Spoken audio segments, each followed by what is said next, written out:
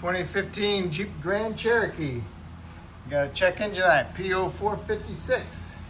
A leak detection valve. That'd be in the driver's side rear wheel well, on the rear side.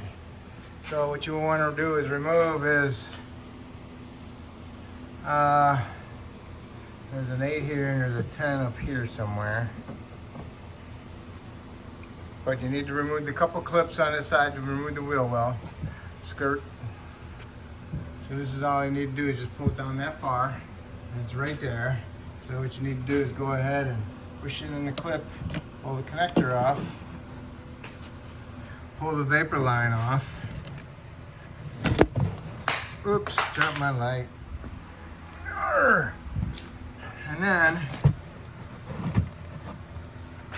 it has a clip on the bottom of it, right here. Push that in, and turn the whole thing counterclockwise, and then pull it out. It ain't no good. There's also an O-ring right here, so pull the old O-ring off.